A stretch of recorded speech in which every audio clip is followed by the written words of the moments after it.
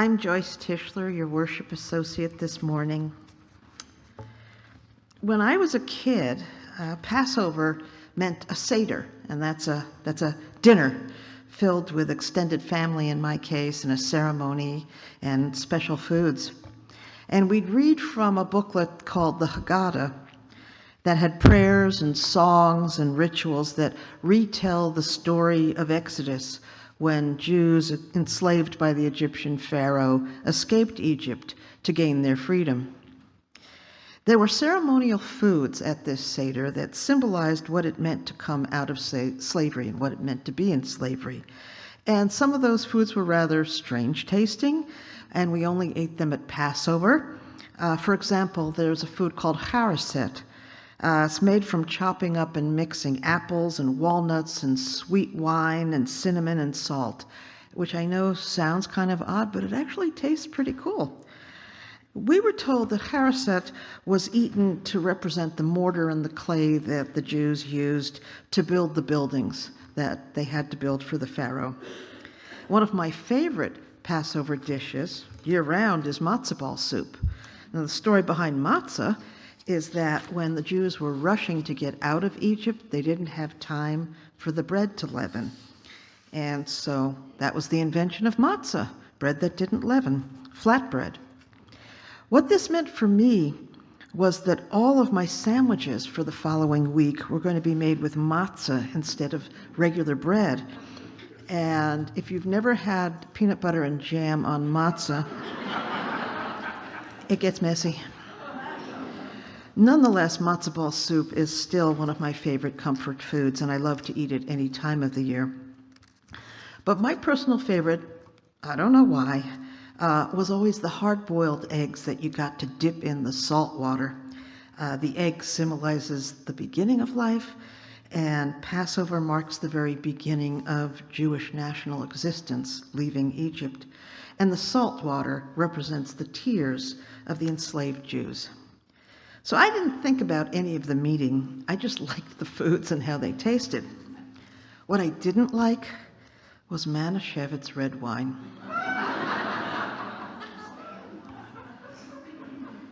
Now, the wine, some say, is meant to symbolize freedom and redemption. And you're supposed to drink 4 cups of this red wine, or some red wine. I'm sure other families had better taste than mine. You're supposed to drink 4 cups of this stuff throughout the Seder. For me, that was 4 mini sips, holding my nose. It was horrible, horrible stuff. What's kind of sad for me is that after all those years and all of those Seders, I missed the whole meaning of the holiday. I just ignored it. The backstory of Passover is about slavery, but for me as a child, it was 3,000 years ago.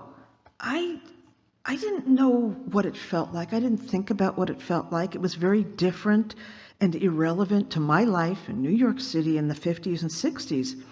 And I didn't connect with the story on an emotional level. I didn't feel anything for my own people. Fast forward to the 1980s. I was hosting a Seder myself with my Irish Catholic partner, John, whom I later married and had a child with. Some of you have met her, and we invited friends over for the Passover Seder. And since I was the only Jew in the room, it was my job to explain the ceremonial foods as we ate our dinner, and everyone took turns reading from the Haggadah. And we were telling the story of the Exodus, and John, who was not an especially emotional person, started crying. And I looked at him like, "What? Why are you crying?" And he said very simply, "Well, it's sad that they were slaves." And that was the first time in my whole life that I experienced someone feeling sad about the meaning of Passover. I had been nibbling around the edges of Passover, literally, and it took an Irish Catholic to awaken my sense of the reality of slavery of my own people and to feel compassion for those people who had lived 3,000 years ago and suffered. And of course, slavery is terrible. It's brutal, no matter when in history it happens. It is the subjugation of the human spirit. Slavery robs people of the ability to make choices in their own lives. It steals from them control over their own bodies and how those bodies are used. The Jews of ancient Egypt were horribly mistreated, and they were brave to run away from their oppressors. And I was shocked later on to find out that slavery still exists in our world today. Forced labor, forced marriage, child labor, and sex trafficking. 50 million people in various parts of the world are enslaved today. The lessons of Passover are no longer lost on me. When I open my heart, as usual, I learn this lesson over and over again. I understand that feeling, that experience of living in a state of oppression, the importance of freedom and control over one's own life, and our essential need for a place to call home. These are universal human experiences that we can all relate to, and they are as relevant today as they were 3,000 years ago. Liberation, justice, solidarity, and supporting each other, these are values we live by. Baruch atah Adonai Eloheinu melech haolam asher kiddushanu b'mitzvotav v'tzivanu lahadlik ner yom tov. Blessed is the spirit of freedom in whose honor we kindle the lights of this holiday Passover, the season of freedom. Amen. Our reading today is Desert Spring Meditation from Victoria E. Safford and her book Walking Towards Morning. They had no idea where they were going when they left that night, in the dark, without lights, without shoes, without bread, their children smothered against them so they would make no noise. They had no idea what they were getting into following this Moses, this wild-eyed one who claimed visions and made promises, but who, after all, could guarantee them nothing except death if they were caught. They had no idea, these slaves, what it could mean, this promise of land, their own country, and life abundant. Of freedom, they knew nothing except what they could taste by living in its opposite, slavery. And that taste became a hunger, and that hunger became insatiable till they were ravenous for freedom. And they went out then.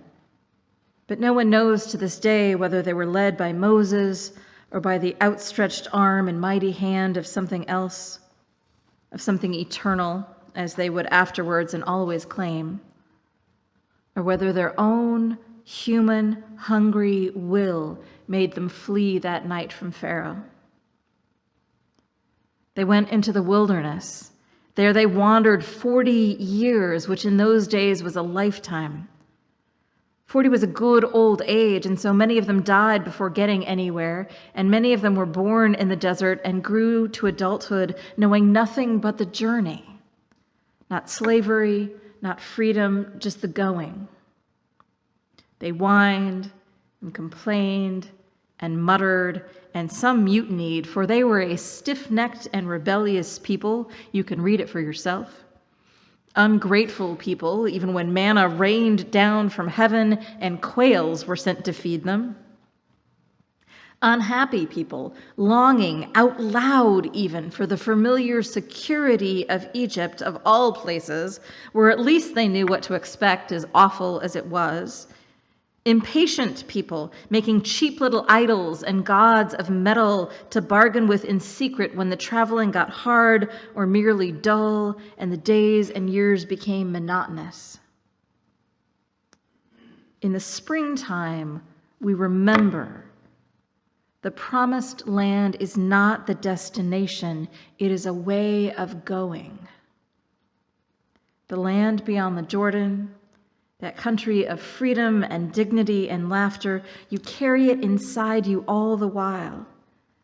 It is planted in your mind and heart already before you ever start out, before it even occurs to you that in order to leave that life in Egypt, the intolerable bondage of that life, what you need to do is stand up and walk forward.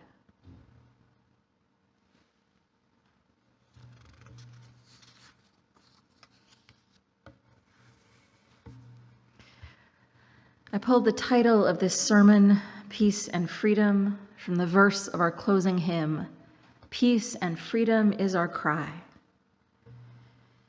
And because no matter what he calls it, we have effectively declared war on Iran, and so peace is close to our hearts these days. And yet I think I made a mistake in the title today, because right now we are striving desperately for freedom, and even though we long for peace, these days it feels as though we are being asked to give up freedom for the absence of conflict. Now, don't get me wrong, I want peace. I don't want the nation I call home bombing other countries or killing fishermen we think might be smuggling drugs with no proof. I really don't want immigrants living in terror of abduction every time they drive their kids to school or go to work or the grocery store, or God forbid, their court appointments to maintain their immigration statuses. But as Martin Luther King Jr. said, true peace is not the absence of conflict, it is the presence of justice. And right now, in this country, it feels more important that we rise up against injustice than that we sit down and don't rock the boat. Can I get an amen? We have 3 holidays this week that are specifically related to freedom. Trans Day of Visibility is on March 31st every year. And this year, Passover, which runs on a lunar calendar, begins at sundown on April 1st. And Christians today are celebrating Palm Sunday, the day Jesus rode into Jerusalem humbly on a donkey, rather than in the imperialistic parade that the Romans would do. And I might say that the 3rd No Kings March yesterday counts as well. Trans Day of Visibility is a holiday begun by Rachel Crandall in 2010. As the head of Transgender Michigan, Crandall hoped to create a day where people could celebrate the lives of transgender people, given that the overwhelming majority of media stories about trans people were focused on violence done to them. She also wanted to acknowledge that due to discrimination and simply privacy, not every trans person wants to be out. It's a very scary time to be transgender in this country. Over 20 states have regulated medical care, especially for kids and teens. Schools are forbidding teachers and counselors from calling kids by their chosen names and pronouns, and in some states insisting that parents be informed. Kansas, a couple of weeks ago, took away driver's licenses and passports from trans folks who had changed their gender markers, making it illegal for them to drive and unsafe for them to travel until they change them, and perhaps that makes them even less safe. Many states have forbidden kids to compete on sports teams that match their gender. And Idaho, on Friday, made it a crime punishable by a year in jail to use the bathroom that doesn't correspond to your sex assigned at birth, even in a private business.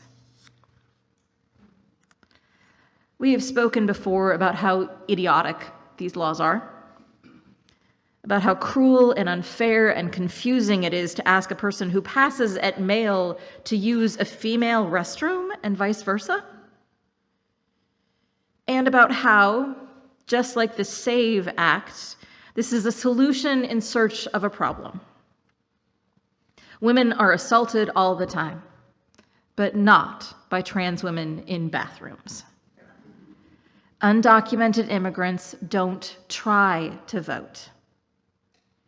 And kids don't change their gender to get a competitive advantage in middle school soccer.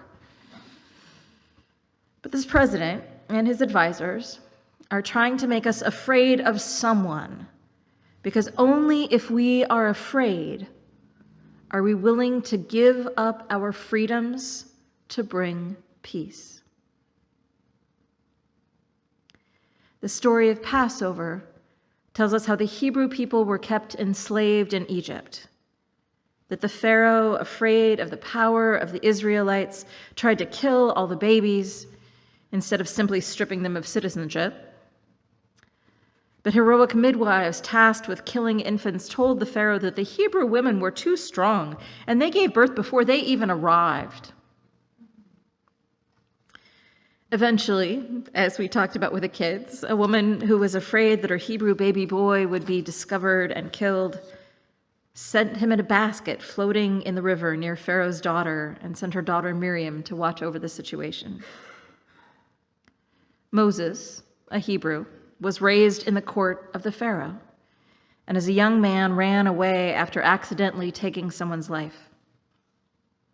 God later spoke to him and told him that it was his job to go represent God and obtain freedom for his people. Moses hated this idea with a burning passion. Perhaps this has something to say about the fact that people who are best designed to lead don't really want to. Moses said he wasn't a good public speaker.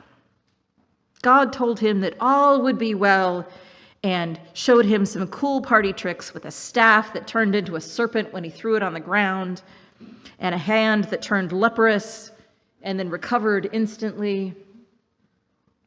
If you've been here a while, you've heard the stories of the plagues and how God hardened Pharaoh's heart so he wouldn't let the Hebrews go, but eventually he did, but only after God killed all the firstborn sons of Egyptian families.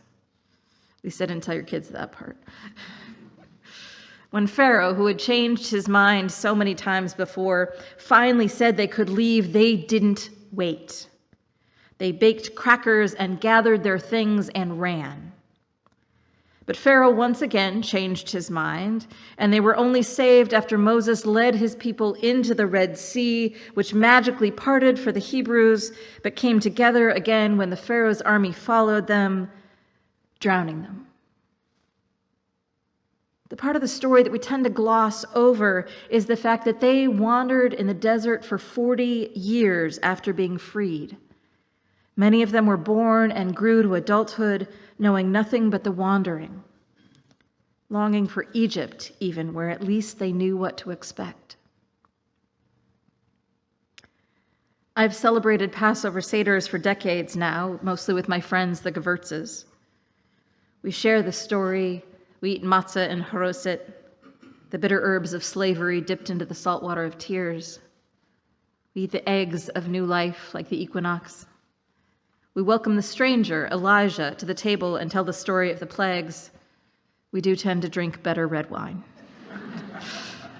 We ask what we are enslaved to now and talk about how grateful we are for all that God has done for us.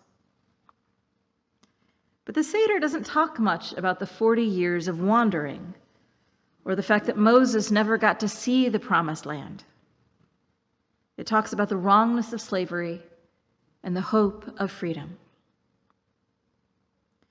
And in my experience, many Jewish people of the diaspora talk about the fact that those living in Israel right now are not living the promise of freedom for everyone. Jewish people have been gravely harmed by Christians and others, scapegoated and marginalized and viciously oppressed and killed, exterminated even in the pogroms of Eastern Europe and in the Holocaust. Unlike our current administration, which believes somehow that white men are the real victims of discrimination, the Jewish people really were victims. But the government of Israel really is trying to wipe out others in their region, especially the people of Gaza, a country who has been starved and cut off from the outside world in a stated effort to keep Israel safe. But there is justifiable retaliation and there is genocide, and the government of Israel crept into the latter a few years ago. And our government, for a variety of reasons, including the idea that Christian nationalists believe that war in the Middle East will bring about the return of Jesus, is supporting them in their actions against Gaza and against Iran. I know that the situation in the Middle East is complicated. But I also know that this is not how Americans want their money spent. Not on billions of dollars in weapons, not on killing school children, most assuredly not on lining the pockets of billionaires who are profiting massively from everything from quid pro quo contracts. They don't donate money to Trump's inauguration and wind up with billions of dollars in contracts to run detention centers as for-profit prisons.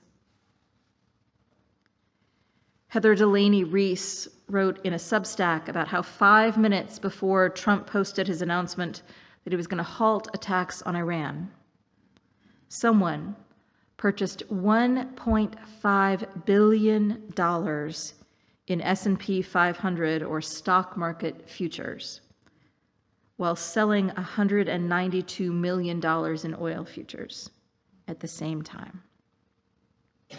Whoever made that bet knew exactly what was going to happen, and they made a fortune off of it.